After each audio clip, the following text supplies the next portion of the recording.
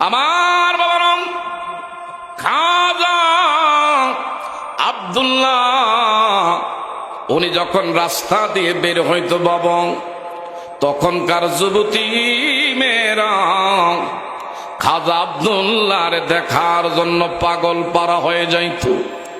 কারণ খাজা আব্দুল্লাহর পেশানি মোবারকের মধ্যে আল্লাহ পাকের নূরে মুহাম্মাদি এমন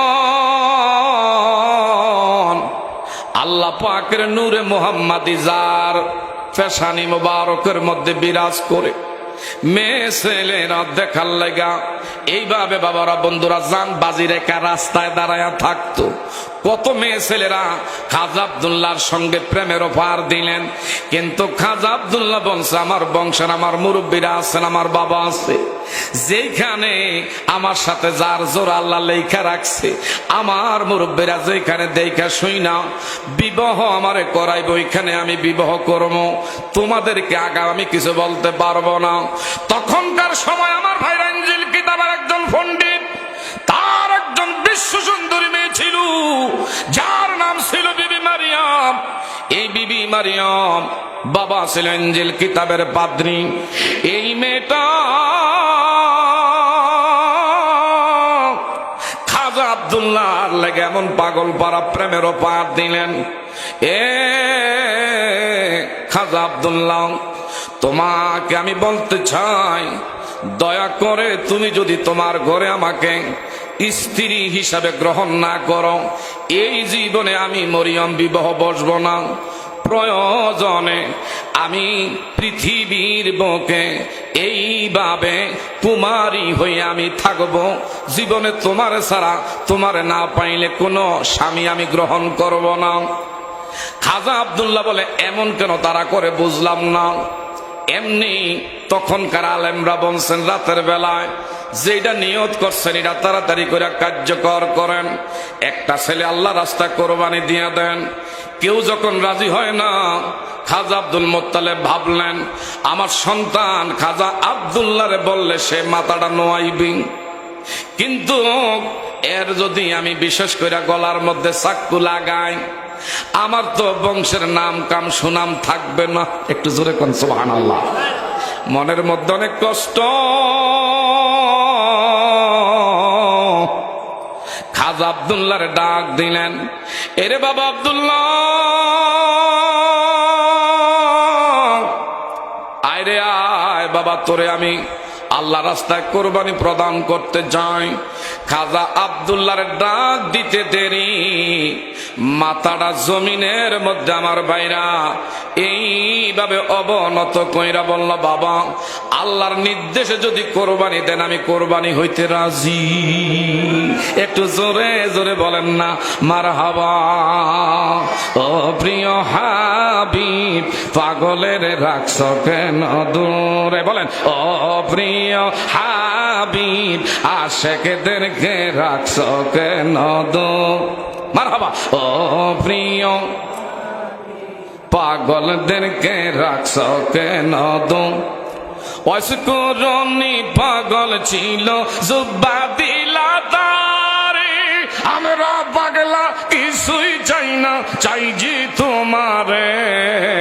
ও প্রিয় হাবিব আশেকদেরকে রাখছ কেন দূরে, ও প্রিয় পাগলদেরকে রাখছ কেন।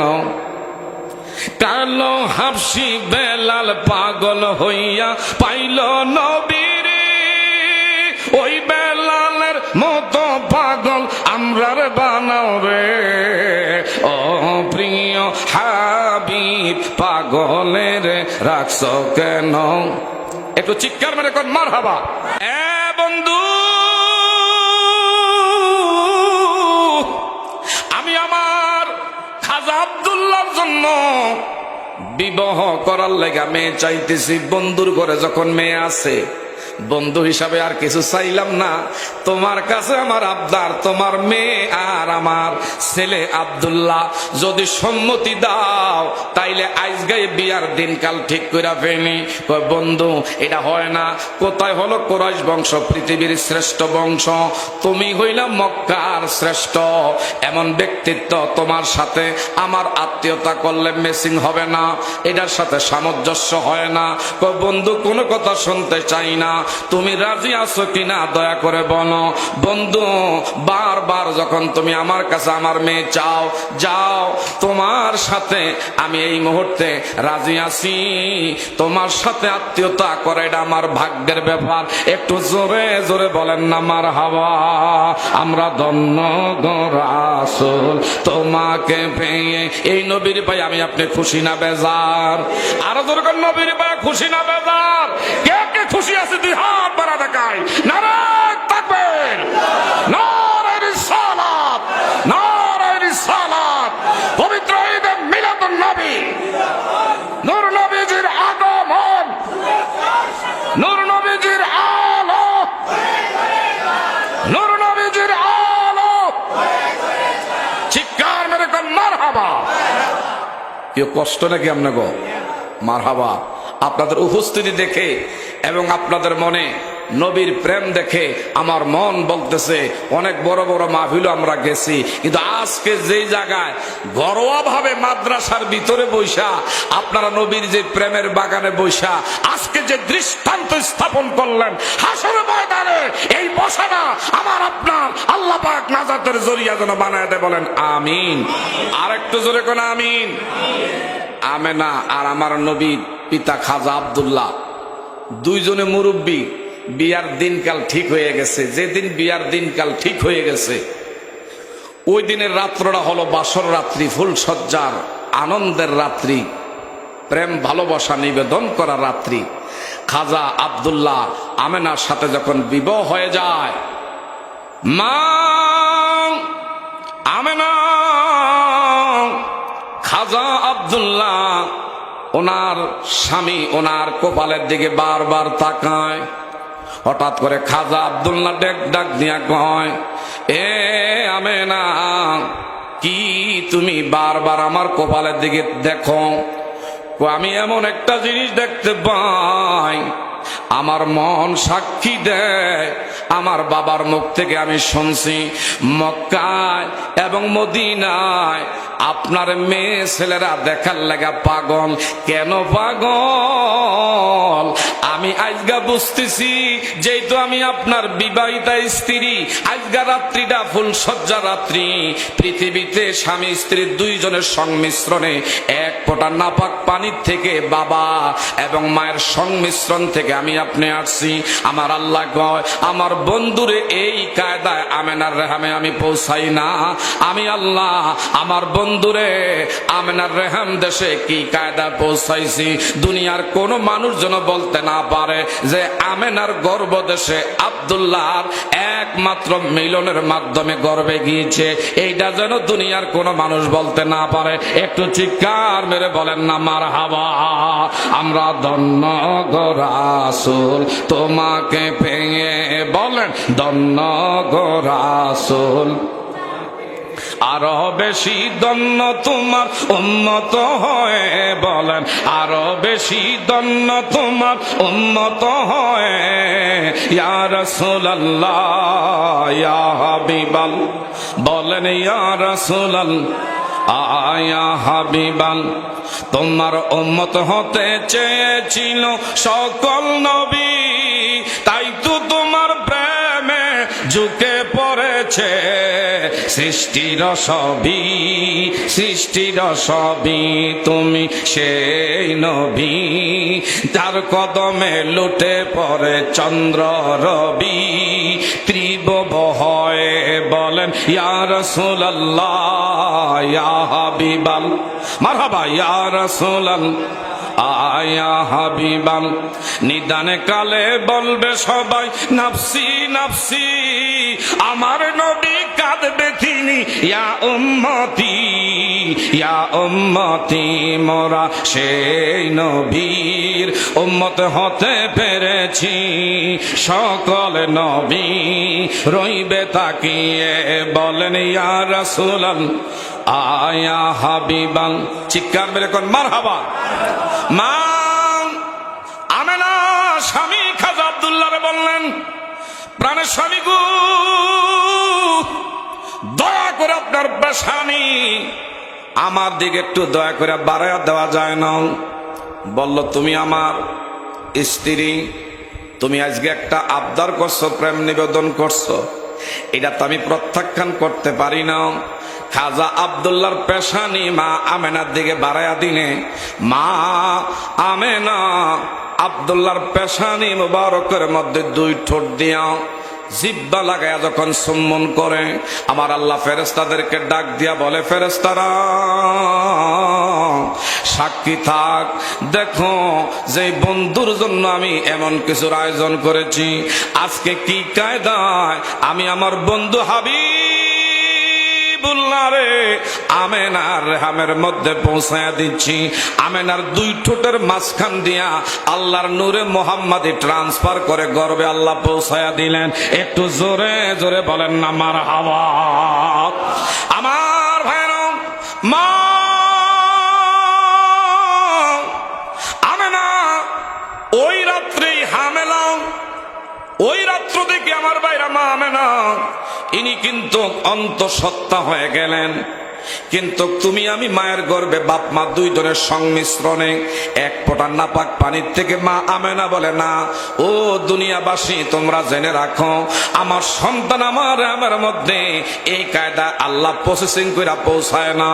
আমি আমার স্বামী আব্দুল্লাহর পেশানির মধ্যে চুম্বন করেছি, দুই ঠোঁটের মাঝখান দিয়া আল্লাহর নূরে মোহাম্মদী আমার গর্ভে আল্লাহ পৌঁছায়া দিলেন। একটু জোরে জোরে বলেন না মারহাবা। মা আমেনা ওই রাত্রে হামেলা, গভীর রাত্রে কে জানি এমন শ্রুতিমধুর কণ্ঠে আওয়াজ দিয়া সালাম দেয়, এগো আমেনা দয়া করে গো দরওয়াজা খুলে দাও। সুবহানাল্লাহ গো। আমেনা ডাক দিয়া বলে, আপনি কে? এই গভীর রাত্রে আপনি কে দরজায় এইভাবে করা নাড়তেছেন? হঠাৎ করে বলল, আনাস আদমের সফিউল্লাহ, আমি হলাম গোটা আদম সন্তানের পিতা, আমার নাম হলো আদমের সফিউল্লাহ। একটু জোরে বলা যাবে নি মারহাবা। বাবা আদম প্রথম রাত্রি দিক আমার নবী মা আমেনার গর্ভে, ওই রাত্রিতে দরজা সালাতু সালাম দিয়া বলে, আমেনা গো, তোমারে সতর্কবাণী শোনাইতে আসছি। তুমি কিন্তু 10টা নারীর মতো ন, তুমি একটু ব্যতিক্রম ধর্মিনী। তোমার গর্বে আল্লাহর বন্ধু, চলাফেরা সাবধানতা অবলম্বন করে চলবা। সুবহানাল্লাহ গো। আমেনা তুমি সাবধানে চলবা, তোমার গর্বে আল্লাহর বন্ধু। আমি আসছি এমন নবীরে, একটু তোমার গর্ব থাকা অবস্থায় আল্লাহর হাবিব সাল্লাল্লাহু আলাইহি ওয়াসাল্লাম রে একটু সালাতু সালাম, আমি বিশেষ করে একটু সালাতু সালাম দিয়ে যাই। একটু জোরে বলেন না মারহাবা। এখনো আমার নবী পৃথিবীতে আসে নাই। মা আমেনার রেহামি বাবা আদমের সফিউল্লাহ দাঁড়ায়া দাঁড়া সালাম দেয়। আর ১৫০০ বছর পরে একদল আমার বাইরা লোক বের হইছে, আমার নবীর দাঁড়াইয়া তাজিমের সাথে সালাতু সালাম দিলে এদের বাবারা বন্ধুরা অনেকের মানজায় ব্যথা শুরু হয়ে যায়, এদের শরীরের মধ্যে অ্যালার্জি চুলকানি শুরু হয়। কথা বলেন, কথা বলেন। অথচ আমার নবীজি মা আমেনার গর্ভে বাবা আদম দাঁড়ায় সালাম দেয়। দ্বিতীয় রাত্রে আরেকজন মহিলা আয়েশা সালাতু সালাম দেয়। বলল, আপনি কে? আমি হইলাম গোটা পৃথিবীর যত সন্তান, এগুলো আমার সন্তান। আমি হইলাম হাওয়া, আমি হইলাম সমস্ত সন্তানের আদি মাতা, যিনি হইলেন হযরতে হাওয়া আলাইহিস সালাতু ওয়াস সালাম। একটু জোরে জোরে বলেন না মারহাবা। লা ইলাহা, একটু আগে আসেন। জোরে লা ইলাহা। আল্লাহ আদম হাওয়া বানাইয়া বেহেশতে রাখি, গন্ধ মেরি বদনামেতে, গন্ধ মে বদনামেতে দুনিয়াতে পাঠাইলা লা ইলাহা লা ইলাহা ইল্লাল্লাহু মুহাম্মাদুর রাসূলুল্লাহ। এইভাবে প্রত্যেক রাত্রে হাজার হাজার নবী রাসূল পয়গম্বরেরা মা আমেনা বলে দরজায় দাঁড়াইয়া আল্লাহর হাবিব রে এইভাবে সালাতু সালাম দে। আমরা এই নবীর ইজ্জত, এই নবীর সম্মান চাই কি চাই না? আরো দরবারে নবীর সম্মান চাই কি চাই না? শুধু তাই না, আমার নবী মা আমেনা বলে যখন গর্বে আসছে, হায় রে ওই দিন থেকে বাজারের মধ্যে খাজা আব্দুল মোত্তালেব মাঝে মধ্যে বাজারে যায়, নবীর দাদায় মানুষ বিচার আচার দাখিল করে, ও আব্দুল মোত্তালেব তোমার কিন্তু বিশেষ করে নাও সেই পুত্রবধূ, বিশেষ কইরা তার কিন্তু স্বামী নাই, বিধবা, তোমার পুত্রবধূ এমন সেন্ট ব্যবহার করে, এমন কেন সুগন্ধি ব্যবহার করে, তার সুঘ্রাণ পরপুরুষ কেন পায়? এটা তো উচিত না। খাজা আব্দুল মোত্তালেব বাড়িতে আসছে, আইসা নবীর দাদিরে ডাক দিলেন, কই গো খবর জাননি? কয় কি তোমার পুত্রবধূর কি খবর রাখনি? মানুষ তো আমার কাছে তার বিরুদ্ধে বিচার দিয়েছে, সে বলে সুগন্ধি ব্যবহার কইরা বাইরে বের হয়, এমন কি সে বলে সেন্ট ব্যবহার করে, পারফিউম ব্যবহার করে, এটা কতটুকু সত্য গো? তুমি কি আসলে একটু খবরটা নাও। মা আমেনার ডাক দিলেন, এ পুত্রবধূ মা, বিষয়টা কি গো? আমার তো ছেলে দুনিয়ায় নাই। এমন এমন ঘটনা, মানুষ তো আসলে লোকে মুখে এমন কথা বলে, আসলে বিষয়টা কি? মা আমেনা বলল, আমি বুঝতে পারি নাই।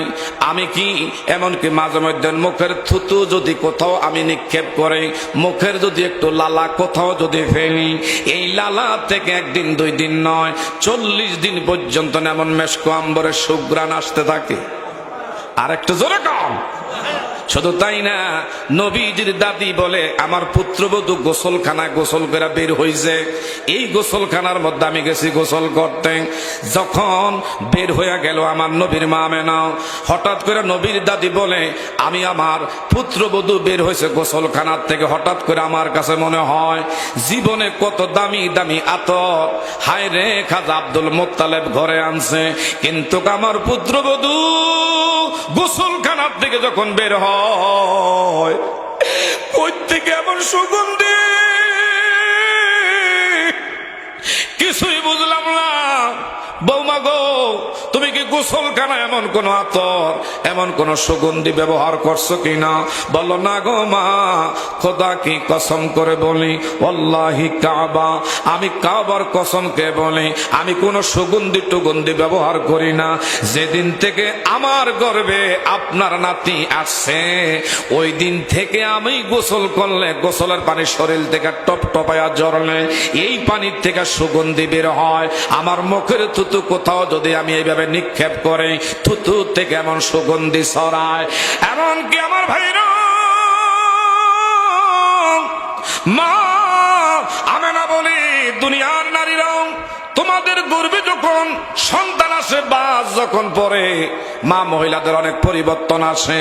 খাবার খাইতে গেলে খাবার খাইতে মন চায় না, এইভাবে বারবার বমির বেগ হয়, এমন কি বিশেষ করে রুচি হয় না। মা আমেনা বলে, না রে না, আমার গর্ভে সন্তান আসছে, আমার এমন পরিবর্তন আসে না। দুনিয়ার মায়ের গর্ভে সন্তান আসলে বোঝা যায় যে মায়ের গর্ভে সন্তান আছে। মা আমেনার গর্ভে আমার নবী আছে, দুনিয়ার কেউ বলতে পারে নাই। একটু জোরে জোরে বলবেন নি মারহাবা। আমার ভাইরা মা আমেনা যখন রাস্তা দিয়ে হেঁটে হেঁটে সামনে কোথাও আগাইতো, পায়ের নিচে যদি কাঁটা যুক্ত এমন কোন বিষধর কাঁটা পায়ের মধ্যে বিদ্ধ হইত, সঙ্গে সঙ্গে মোমের মতন গইলা এমন ফুলে ফলে আমার আল্লাহ পাক সুস্বাদী দিয়া ভরপুর কইরা দিত। মা আমেনা বলে আমি যে দিক দিয়ে যাইতাম গাছ গাছালি গণ এইভাবে নবীর এমন দুরুদের গান গাইতো, পাক পাকালি নবীর দুরুদের গান গাইতো। কুয়ার নিকট যখন আমি যাইতাম এইভাবে খালি কলা নিয়া, হঠাৎ করে কলা নিয়ে আমি পানির লেগে দাঁড়াইছি, অনেক নিচে কুপের নিচে পানি, আমি দাঁড়াইতে দেরি হঠাৎ করে কুপের পানি দুধের মারের মতন বগলাইয়া উপরে চলে আসতো। এইভাবে কলা বরবর কইরা টান দিয়া কাকের মধ্যে নিছি। আমার কাছে মনে হয় এক ফোঁটা পানি কলার ভিতরে নাই, জোরে বলা যাবে নি মারহাবা। মা আমেনা ডাক দিয়ে বলে, দুনিয়ার নারীরা, তোমার গর্ভের সন্তান ডেলিভারির দিন হইলি, হায়রে কত যে যন্ত্রণা, কত যে ব্যথা, গর্ভধারণী মা ছাড়া কেউ বুঝবে না। কথা কোন ঠিক না বেটি? যিনি নিঃসন্তানী, যিনি নিঃসন্তানের মা, ইনি কোনোদিনও বিশেষ করে বুঝবে না সন্তান হওয়া যে কি কষ্ট। মা আমেনা বলে, আমার গর্ভে সন্তান ডেলিভারির দিন, হায়রে ঘরটা অন্ধকারচ্ছন্ন। হঠাৎ করে আমার মনের ভিতরে প্রশ্ন জাগলো, নাও রাত্রি নাও দিন, রাত বলছে আল্লাহ আমার বাগে আপনার বন্ধুরে পাঠাইলে আমি বিশেষ করে রাত ধন্য হব, দিন বলে আল্লাহ আপনার বন্ধুরা আমার বাগে দেন, আমি দিন ধন্য হয়ে যাব। রাত্র দাবি করলেন, দিনও দাবি করলেন, আল্লাহকে আমি রাত্র দিন দোনোটারে কোনোটার মনে আমি কষ্ট দিতে পারি না, দুইজনের সমন্বয়ে আমার আল্লাহ নাও রাত্র নাও দিন। শোবে সাদিকের সময় হঠাৎ করে গড্ডা অন্ধকারচ্ছন্ন, মা আমেনা একটু ঘুমায়া রইলেন, এমনি হঠাৎ করে মা আমেনা দেখতে পায় গড্ডার আমার ভাইরা উপর দিয়া সাত পেটে একটা নূরের ঝলক মারছে। কোথায়? শাম দেশ, 1000 মাইল দূরে শাম দেশ। ওই শাম দেশের আগেরকার রাজা বাদশাহ তাদের যে প্রাসাদ গুলো, মা আমেনা বলে আমি দেখতে পেলাম আমার যেই পেট থেকে একটা নূরের ঝলক মারল, এখান থেকে 1000 মাইল দূরে ও দেশের রাজা বাদশাহদের ভবনগুলো আমি দেখতে পাই। যারা বলে নবী আমাদের মতন, আমার নবী, বাবারা বন্ধুরা, যারা মাটি কয়, এ বাবারা বন্ধুরা, আসলে তারা সত্যিকার অর্থে আবু জাহেলের উত্তরসূরি, আবু জাহেলের প্রেতাত্মা। কোন ইমানদার ব্যক্তি আমার নবীরে আমাদের মতন বলতে পারে না। কথা ধরে বলেন ঠিক না বেঠে? মা আমেনা বলেন, আমার নবীর ডান সাইড দিয়া যখন নূরের এইভাবে ঝলক মারল, একটা ফোকাস মারল, আমি শাম দেশ দেখতে পাই। তাইলে এটা কি নূর? এটা কি? এইটাই হলো আমার নবী নূর। সুবহানাল্লাহ। কদ জাআকুম মিনাল্লাহি নূর। আল্লাহ বলে এই মাত্র আমার পক্ষ থেকে তোমাদের নিকট, আল্লাহু আকবার কন, আমি আল্লাহ থেকে তোমাদের নিকট প্রেরণ করলাম নূর। আর বর্তমান 1500 বছর পর এক মৌলবী বের হইছে, এরা কয় আমার নবী বলে মাটি। বলেন তো বাবারা বন্ধুরা, যারা মাটি বলে আসলে কি তার ঈমান আছে না গেছে? আর কোন ঈমান আছে না গেছে? আমার ভাইরা গভীর মনোযোগ, আমার নবীজির মা আমেনা হঠাৎ করে গড্ডা অন্ধকারচ্ছন্ন, এখন আলো হয়ে গেল, এমনে দেখতে পায় কিছু মহিলার আনাগোন। হঠাৎ করে মা আমেনা বলল, কে গো তোমরা এই মুহূর্তে কোত্থেকে এসেছো? হঠাৎ করে একজন পরিচয় দিল, গো এগো আমেনা, দেখো তো, দেখো তুমি আমারে কখনো দেখছনি? কহ আপনার তো আমি দেখছি, আপনি তো হলেন আমাদের মা হাওয়া আলাইহিস সালাম। সুবহানাল্লাহ।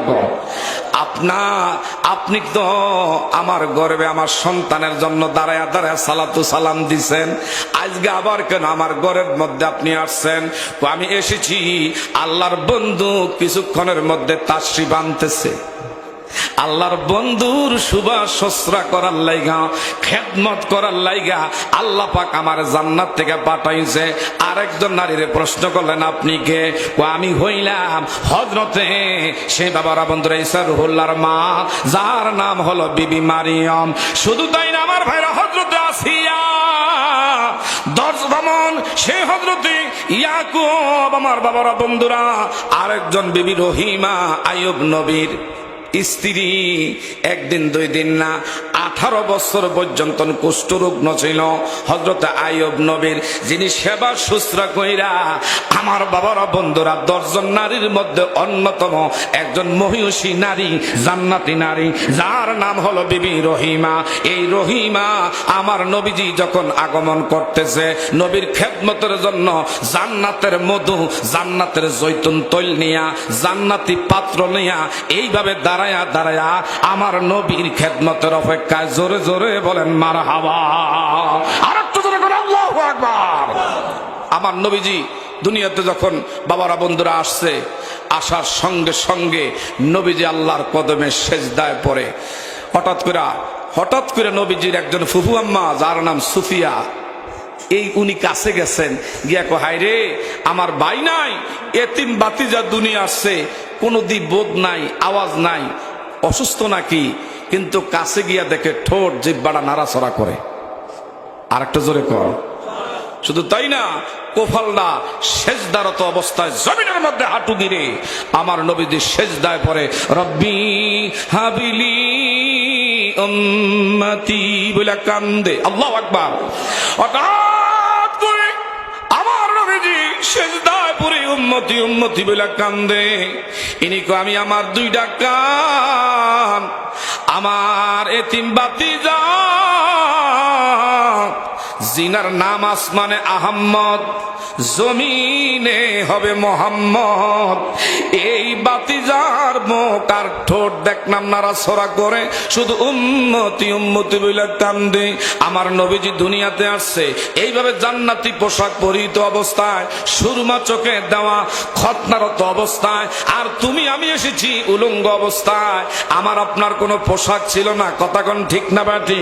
এই নবীজি আমার ভাইরা এই মাসে আগমন করেছে। নবীজির কলিজার টুকরা একজন সাহাবী হযরত আবু বকর সিদ্দিক, যিনি আমার ভাইরা হিজরতের সাথী, জান্নাতের সাথী। সুবহানাল্লাহ কোন। আমার নবীজি ওফাতের আগে বলছে আমার আবু বকর ওফাত বরণ করলে আমি নবীজির ডান সাইডটা আমি খালি কইরা রাখছি, আমি আমার আবু বকর নিয়া হাসর ময়দান থেকে রওজা থেকে আবার উঠবো। বলেন সুবহানাল্লাহ। সেই আবু বকর সিদ্দিক রাদিয়াল্লাহু তাআলা আনহু বলছেন, এই নবীর ঈদ মিলাদুন নবী, নবীজির আগমনের এই সংবাদে, নবীর আনন্দে যারা খুশি হয়ে ঈদ মিলাদুন নবী উদযাপন করার জন্য 1 দিরহাম পরিমাণ খরচ যারা করবে, আমি আবু বকর ওয়াদা করে গেলাম হাসর ময়দানে তোমরা আমার সাথী হয়ে আল্লাহর জান্নাতি হবা।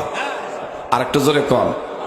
বাবা, আজকে যে মাদ্রাসাটার মধ্যে আছেন, নবীর আগমনের ঈদ মিলাদুন নবীর এই মাসে